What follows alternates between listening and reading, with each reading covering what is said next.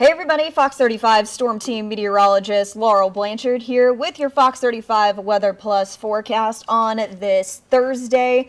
It is busy in the weather world today, and it doesn't look busy quite yet, but as we take a look at this weekend, things are really going to pick up weather-wise. So I bet a lot of folks are seeing social media and the possibility of snow coming up, and that's definitely going to be one of the main stories that we're talking about today. And for us here in Florida, it's almost like it's not even going to happen, or we have no idea that it will be happening, because it is quite literally going to be Florida on a warm-up and then us and everyone else literally seeing winter weather mess out there. And for a lot of folks, it's not just going to be snow, but it's also going to be ice as well. And we'll talk about that a little bit more. But for us here in Central Florida, let's focus in on local. Not only is it a big sports weekend, but it is also a big weekend for us here in Florida. There are so many outdoor activities going on, including the Rolex 24. And that's one's going to be huge for sure. And that is definitely going to be one of the big stories at the Daytona International Speedway, because not only are we going to be seeing those temperatures warming up for our weekend, it's also going to be cooling down quite a bit. So that's going to add a little bit of an extra challenge for the drivers. So we'll actually talk a little bit about engine science coming up a little bit later on. But of course, in very true Fox 35 Weather Plus fashion, we got to start off with our question of the day today. And Noah, I know you're sitting right next to me, so let's actually bring you in for this as well. Ask the question. Oh, jeez. Hold on. Today is Laurel's birthday. It is. It is. And it's been a great day so far. Happy birthday to you. I'm not going to sing the whole thing now. Thank you. Thank you. Say happy birthday on the stream to Laurel. But Noah got me do. a fantastic cake. It was so much fun, and it's been a great day at work. So cheers, my friends. Cheers. Thank you. And Thank you. she Thank got you. some goodies from her parents. She got a gift, a card, cookies, a lot of sugar. It's been a great day. The point is sugar. Hey, that's okay. I'm Sugar sweet. is I a like good it. birthday gift. Hey, honestly, that's not a bad gift at all. But hey, Mom and Dad got me a fruit basket, so I'm okay with that. So thank you, That Mom and Dad. balances out the cake and the cookies from your work. Exactly. friends. Yeah. So much appreciated. You guys did great. So all right, Noah. Now that you're here, Okay, let's question of the day today. What is your favorite sports team? And I'm talking all sports: football, baseball, hockey, basketball, football or soccer, or racing. I forgot to add that on there as well. Across the board. What do you think?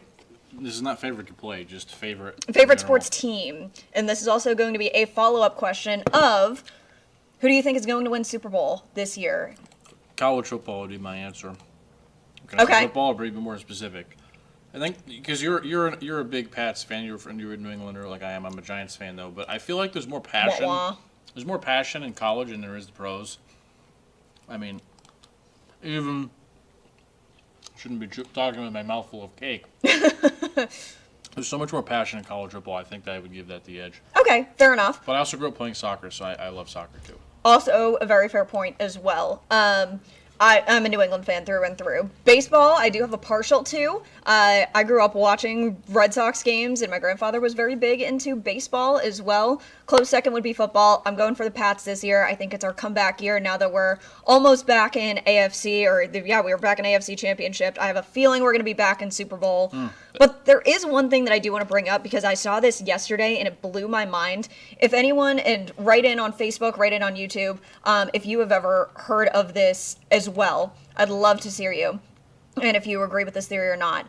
The Super Bowl logo, the colors I saw that of the team, and I'm going to pull this up. Again, write your comments and the answers, and we'll definitely take a look at them coming up a little bit later on. But there has been a theory going around on social media, and it's been consistent for the past 3 years, that the colors in the logo of the Super Bowl correlate with the teams that are going to play. Yep, I saw that. It's been true, I think, right, the last few years. True for the past 3 years, supposedly.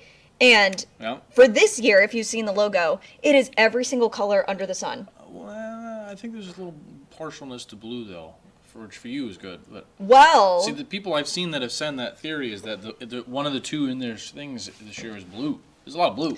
So I saw something different, but kind of going off of the same thing.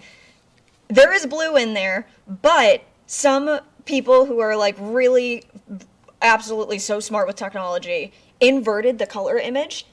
Yeah. And if you reverse the colors, Yeah. the majority of it is orange and teal, going for Broncos and Seahawks Super Bowl.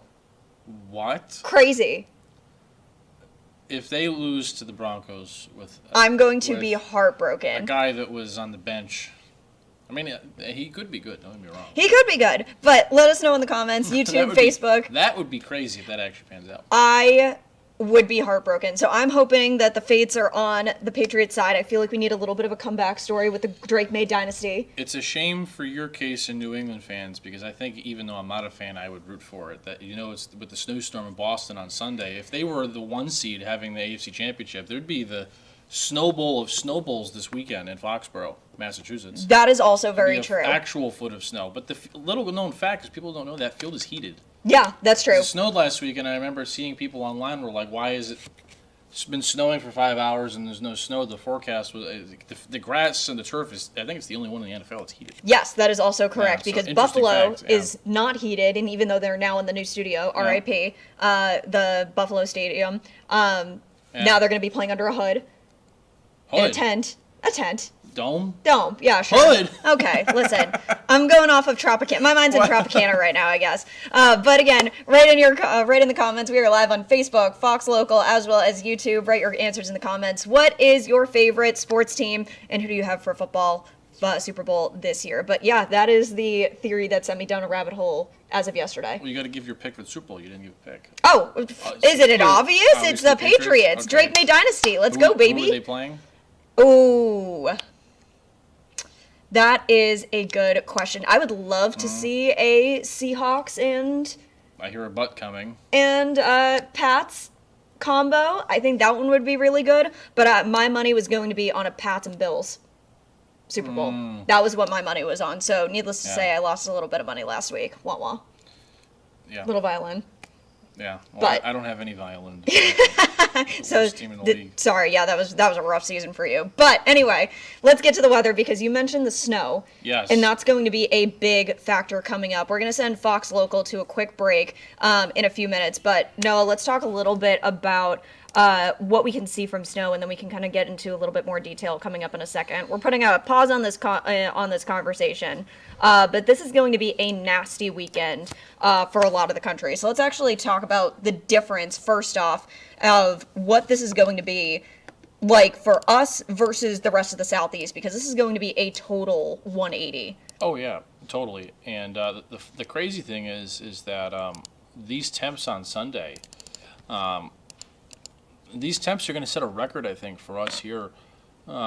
Which this is not going to get the headlines because there's going to be an ice storm going on to the north. But I think we've got 86, 85. Yeah, 85 is Forecast what I on have in the Sunday? forecast right now. Let's see if we get that for Sunday. But yeah, look to the north. It's pretty crazy how. We should be into the 80s. Yeah, nevertheless, you get the idea. You see the 20s, 30s, 40s to the north, and then 80s here in central South Florida. But I think 86 is the record on Sunday, so we should be pretty close to that. But yeah, look at the alerts right now. I think this graphic really tells the story. Now, this is a smorgasbord of colors. Essentially, it means winter. Yeah, and Look, we in the Weather Enterprise, as you know, Laurel, are victims of our own creation in some ways, and that we've got so many extreme. The point of that graphic is it's really cold and it's going to snow and ice. Yeah, and it's probably just branded as one color, not it's five. gonna just be a mess, and like a wintry Yeah. mess too, because not only did that graphic show that there's going to be a lot of ice, there's Yeah. going to be a lot of sleet, there's going to be Yeah. a lot of snow in some places. That I feel like is still kind of being figured out. That's been the big thing Yeah. on social media of what I've been seeing, not only just the Super Bowl colors. My feed is a little bit more interesting than that. But this is going to be leading to a lot of winter weather for people who don't normally get winter weather, and it's going to create not only a mess on the roads, it's going to create a lot of mess, especially with the ice, because the thing with the ice, and this is what I grew up with, is that when we had a ice storm, everything Yep. would be coated in ice, like car doors, Yep. front doors, trees, and once that ice starts to melt, it all falls at the exact same time. So that's something that's really going to be a little bit rough, especially for a lot of folks here in the Southeast, especially. And I think that the local impact on Saturday, more so Sunday, is if you have people flying here, they're probably going to, even if they're coming from like not in the winter storm zone, this many airports with that many delays and cancellations and ground hubs. Yeah, wish Laurel happy birthday, everybody on Facebook. Hello, Thank you, Scott. folks. I appreciate it. That many airports with that many delays and cancellations is just going to be, but the airlines will do their best because they have their own meteorologists and they will try to reroute things and, plan ahead. But, when you talk about all of the D.C. airports, Atlanta, Boston, Logan, Philly, Dallas, and, just those 5, I mean, all 5 of those could be at a ground, like no flights in or out for extended hours. Yeah, Chicago, So, Atlanta. if you were flying out of Orlando and going somewhere, there probably will be a delay, even though it's not doing anything here. Right. That board will be littered with red and yellow Exactly. this weekend. So definitely pack your patience for that. Yeah, Fox Local, welcome back. Right now we're talking a little bit about the travel because I'm going to pop this graphic up one more time. It's going to be a disaster either way. Even though us here in Florida, we're not going to be seeing any of this winter weather. We're probably going to be seeing a couple of very scattered showers. Taking a look Sunday into Monday. But overall, it's going to be just a wintry mess. And so here's what we're looking at. We were talking just a couple seconds ago while Fox Local was on break that this is going to be causing a lot of travel disruptions. We're talking anywhere from western Texas, central New Mexico, all the way over to New England. If you're traveling over the next couple of days, it is going to be quite the wintry mess, and this is what's going to create a lot of delays as well. You can see the sleet, you can see the ice, you can see the rain, and this is a really tough forecast. When I was looking at models, this line is sleet and snow is going to be a pain. Yeah, exactly, and how much snow is also going to be a little bit of a target to find out where is going to get hit the hardest, and that's what's been changing so much over the past couple of days. So quite literally, this is going to be a buzzer beater of a forecast. Where it is all snow, though, it's pretty clear that it's going to be double-digit snow. 10 plus. But the question is, you draw this line out, right? You look at where this is, what would you call that, salmon or peach? Salmon, peach? Peach. More peach We'll than go salmon. peach. Right along that line is going to be like crazy. One side of the town versus the other could get a foot of snow with no sleet, or the other gets 4 inches of snow with 4 inches of sleet. Which, if you've ever lived in a sleet storm, it sounds like somebody's throwing rocks at your window for it's horrible. 8 hours, which is both weird and funny because it's not hail. Not hail. Sleet is not hail, that is for sure. But yeah, we're going to get something interesting next week, Laurel. I think towards the end of next week. Yes. Because what often happens with these systems is that they often come in pairs. It's just like severe weather and tornado outbreaks in the spring in the heartland and the Midwest and the plains, where you get one that, in the case of a severe weather outbreak, brings up all the moisture from the Gulf, and then another comes by and brings it further north. So the severe threat ends up further north, and the second one. Well, the opposite is true with this, is that this one's going to bring down a lot of the Arctic cold. So, after this goes by, we'll have feels likes in the 20s and 30s on Tuesday morning. Yeah. But this storm will bring down all that cold so far south that the next storm that comes in, the cold will be further south. So instead of there being, rain close to us, it's possible that that rain, snow, sleet line is a lot further south the end of next week. So that will definitely be interesting. And yeah, that is definitely, a lot can change even with just a little tweak in this forecast. And again, this is a system that's not even forming yet. So this is where it's going to form, and this is later on tomorrow. But taking a look at the analysis right now, let's pop out on our national radar real quick. Interesting off of our east coast. If you want to go back real quick, sorry to that. Yeah. Interesting, there's some showers offshore. Now, I don't think those are going to make it here. Really, we're just seeing some clouds over Daytona and Melbourne. I don't know if you have the dew points in your show pulled out. The air is really, because last night, you were off last night. I was showing this at 6, and I was live on the air, I got surprised. Because there was some rain showing up that I didn't even think was coming, and it wasn't in the models. And I was like, where did this come from? It never reached the ground. Because the dew points yesterday were in the 40s. I think they are similar today. So some of those sprinkles by Melbourne and off the beach, I don't think that they would be reaching the ground because the air is really dry. It is really dry out there. most of that, if there are any showers on the radar this evening that are over us, they probably will not be actually like reaching the ground. Yeah, and one thing that we were actually talking about when I was on with Garrett earlier on today, here's downtown Orlando. You can see beautiful blue skies. Now let's take you over to the coast. Maybe there would be the exception. Like Yeah. Right on the beach. It is Yeah. cloudy out there, and that's kind of the trend that what we've been seeing all day with just that little extra moisture right along the coast. Yeah. That's what we were keeping an eye on for sure a little bit earlier on.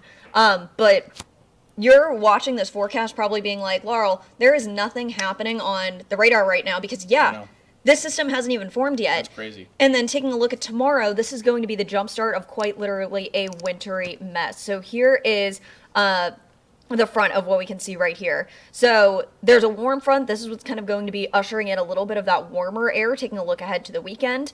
And then taking a look, this is literally Friday. This is tomorrow. So that clear radar that you just saw a couple of seconds ago, this is going to be a wintry mess starting tomorrow afternoon. Taking a look all across Texas, all across Oklahoma, all across Kansas.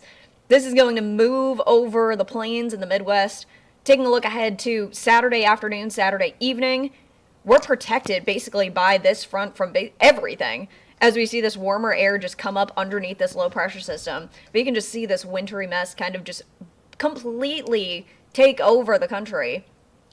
You know, we are over the eastern U.S. is overdue for a doozy like this. Oh yeah, for sure. I feel like And they kind of even, lucked out. The interesting thing, you being a Bostonian, as I saw this, a friend of mine works out in Denver on TV. Denver and Salt Lake City are having their least snowiest winter on record right now.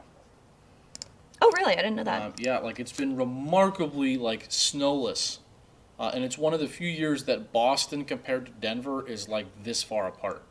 Like I think Salt Lake City so far this winter, Salt Lake City, Utah, has only had like a half an inch of snow, and Wow. the average is like 40 through this point in the winter. So it's really interesting that a lot of those big cities in the Northeast, New York, Philly, Boston, a little bit DC, they haven't had as much, I don't think, as Philly, New York, Boston, but the disparity this winter between snow in the east and in the west is like wild. And I'm going to say this, and I'll Yeah. probably get corrected real quick because I haven't actually lived there through a winter in about, 4 years now.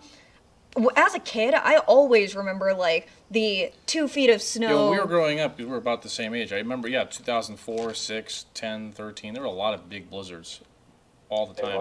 I probably don't remember 2004 too well. But anyway, 2013, Right. 2014, 2018, I remember there was like feet of snow dropping. Yeah. And sorry, kiddos, you probably don't have snow days anymore because of the online school era. But yeah, I remember these 2 feet snowstorms. And I feel like I haven't heard one of them. I heard in college when I was a sophomore in college. I actually hacked my mom and dad's Ring doorbell to get That's a funny. time lapse Yeah. of the snow falling. And that was a 2-3 feet snowstorm. Yep. And it was crazy. But now it's like in the past couple years, I don't remember New England really having like that big of a snowstorm. So yeah, I kind of agree. They're a little overdue. Definitely part of a bigger trend, I think, of lowering snow in the northern U.S. Yeah, I agree. Fox Local, we're going to send you Wow. to a quick break, but out of curiosity, I know, kind of back to our question of the day, if you're watching on Facebook and YouTube, write in what your go-to sports teams are, and I see a couple New England fans. Elizabeth Post, Wish Laurel a happy birthday if you haven't already, please. thank you again. I appreciate it. But Elizabeth Post, I know we're New England gals over here. She's a Red Sox, Patriots, and Bruins fan. Killing me, Elizabeth. I'm a Giants fan. and Sorry. a New York fan. They stink. Yeah, it was a rough season for you. But you mentioned you played soccer. Any soccer teams? Three season soccer. I used to grow up playing indoor in New England, which that's a lot more popular there, I think, than it is in the South. I don't even ever think I've heard of indoor soccer in Florida. There's no need for it. Yeah, But no. I used to love playing soccer. I'm a Chelsea fan. I was gonna Big say, do you have a Chelsea fan. team? Yeah, Chelsea. How about you? Solid. Soccer I really don't follow very much, but for those of you who have watched the show, Richmond FC, Ah, okay. Ted Lasso. The Yep. total fictional team. Absolutely Yep, love that love show. One of my favorites. That and The Office are one of my two favorite shows. So, Richmond. That's Go fine. Richmond. And go Dogs. So, I know, total joke of a team. But my dad is really big into the New England Revolution. Yes, used to grow up going to those games in Connecticut, yeah. Yeah, so that's more of my soccer. What did I ask? Hockey, obviously Bruins. Yeah. Racing, actually, crazy enough, So when I never grew up with racing, and actually take testament to this as well. So did you grow up with like a racing basis? Before, you probably don't even know this about me, and we've worked together for a year and a half. Before I wanted to be a meteorologist, which this was short because I wanted to be a meteorologist, I think starting in like fourth grade. I wanted to be a NASCAR driver. No kidding. And I was dead set on being the next Jeff Gordon. Like, I had Jeff Gordon all over my wall in my bedroom. That is crazy. So, like, everything Jeff Gordon. Like, I wanted to be next NASCAR driver. I had the need for speed. Interesting. And then I got hit by lightning one day, and then now here I am sitting with you. Yeah, still spark you to this day. Yeah. And so when I was in Tennessee, it was almost the role reversal. So I got better into racing, and because I'd worked right by the Bristol Motor Speedway. That'll do that too, yeah, I'm sure. Oh yeah, it was great. Yeah. And learned a lot, but it was the flip side because a lot of folks in Tennessee didn't grow up with hockey or watching hockey at all. So it was kind of like this inverse of knowledge that I was learning about racing and they were learning about hockey from me, which was crazy just because it was like where you grew up and where things were popular. It just made sense. It was crazy. So yeah, fun little fact. You and I are actually doing hot laps next week. Yes. Actually, I think that's just you. I don't know if I am. You are. Oh, that's news to me. I'm excited. Well, maybe I broke something to you that you were not supposed to know. I'm okay with that. Happy birthday to Laurel. Yay! Yes. I love that gift. Happy birthday. I'm okay with it. We'll have to do a storm team That's an competition awesome of gift. who goes faster. Yeah, we'll have to do that. But That'll I'm be excited fun. for that to do the racing experience at Daytona. That It is should be good. Yeah. one thing that has been on my Florida go-to bucket list. And I think we're doing it next week, so we'll let's go. update you on a stream next week of the results. Yes. This sounds good. All right, welcome back, Fox Local. We are actually going to be sending it over to Brooks Gardner for a second. I'll pop up this graphic one more time because this is kind of a crazy one for sure. So with what we're seeing ahead of this winter storm, lots of extreme cold, lots of winter weather. This is creating a lot of state of emergencies all across the country, basically. So, to kind of with a little bit more detail about what we could be in with for this winter storm, as well as for the state of emergencies that are currently in effect, let's pass it over to meteorologist Brooks Gardner and meteorologist Jessica Dobson. Take it away, guys. Well, we're getting ready for a beautiful weekend here across Florida, but everyone's talking about this. Yeah, dozens of states are now going to be experiencing at least some form of a winter storm here as we head into the weekend, which is not great timing given the fact that it is the weekend, but a lot of people are going to be impacted by this for a number of reasons. And with talk of what could be a devastating ice storm for many states, anywhere from Texas all the way over to North Carolina, there's real talk of what's really needed for preps. And I'm not just talking about for citizens, I'm talking about for like the cities and the state. And when we're talking about significant weather just in general or natural disasters, we often hear about different terms thrown in when it comes to states of emergencies being declared and alarming terms. Yes, and they can sound pretty scary and they are serious, but they might not mean what you think. Yeah, a state of emergency would be applied in many different situations. In this case, we're talking about a widespread winter storm, which extends over 2,000 miles from Texas all the way to New England, affecting areas that often don't see this kind of weather. So they need more resources than normal. Yeah, and essentially when we hear a state of emergency, we've even heard that be declared ahead of a hurricane here in Florida. It helps free up money and resources for states to kind of plan ahead, so that way we're not waiting until the last minute or, until after the fact when we really need people to have help given to them. Yeah, it's not an admission that we're in an emergency situation and that you need to like take cover, because it can sound like that, like, oh, Yes. State of emergency. I feel like there have been like Hollywood movies with that title, and it's always an action movie with some kind of a crazy situation. But in this case, it's literally to free up funding and just put everybody in that like storm mode to get all the resources moving so that when the snow and ice starts falling, action can happen faster. Yeah, and it oftentimes can mean the National Guard can be deployed at that point. It can mean that they have additional funding to allow for crews from out of state, whether it be electric companies, whatever it might be, allows them to be able to come into the state and give help. And it allows all of these it removes a lot of the barriers more quickly and more efficiently. And we're in a period on social media of clickbait, and there's a lot of people that are just posting things like state of emergency in Texas with no context. And it's alarming, and it's in red or whatever. Yeah. And so we wanted to make sure that we explain that, because it is something that if you're not familiar with like what it means, cop speak, you know how like instead of saying car, they say like motor vehicle, well, federal managers, federal emergency people, state emergency managers, they all have their own language, and that's one bit of that language saying state of emergency, but it can sound really alarming. Yeah, it's kind of just an official way of saying we are now gearing up for this system. The government is aware, and it also allows for them to enact certain specific operations they might have state by state. Even South Carolina to Texas, they have their own specific operations that allows to kind of unfold and puts that plan into play.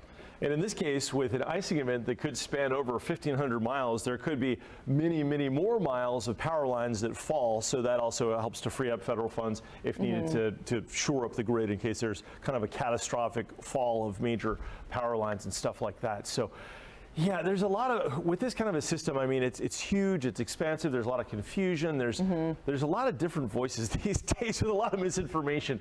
So the key is just to stick with a trusted source and just keep in mind, it's gonna snow somewhere, it's gonna ice somewhere, we're gonna get through this. Yeah, and it's gonna be something that we're going to get more details on in the coming days. It's going to impact a lot of people, but most importantly, I think everyone, again, trust a reliable source of information and just try and stay safe as best you can and warm, obviously, if you're going to be impacted. Thank you guys, I appreciate it. So taking a look at what we can see here in Central Florida, and we have a couple of comments running as well. Thank you all so much for the birthday wishes. I very much appreciate that. Y'all are so sweet. For us here in Central Florida, we're going to be living the high life over the next couple of days. Warm weather is here, and we're going to see those temperatures in the 80s. It will get gusty on Sunday as that frontal boundary is moving in because, just take a look at this temperature drop. Temperature is going to be going from the 80s down into the 50s. So we're talking over a 20 to maybe even 25 degree difference in some places, taking a look Sunday through Tuesday. So windy conditions, taking a look at Monday. So heads up there. Big racing weekend for us here in Central Florida. Rolex 24. That's also going to be adding an extra challenge for the drivers as well because of those crazy temperature differences. Luckily though, no rain, which is hopefully going to be the same for Daytona. I feel like I now just jinxed it, but luckily should be looking good for anyone who is going to the Rolex 24. Taking a look at this weekend should be really exciting. And again, thank you all so much for the birthday wishes. I very much appreciate it. It's been a very fun year. 25 was fun, so 26, I have a feeling it's going to be even better. So again, thank you all so much. We really appreciate you coming on every day from 3:30 to 4, hanging out with us, letting us know what your plans are, and just having a fun conversation. Today was fun.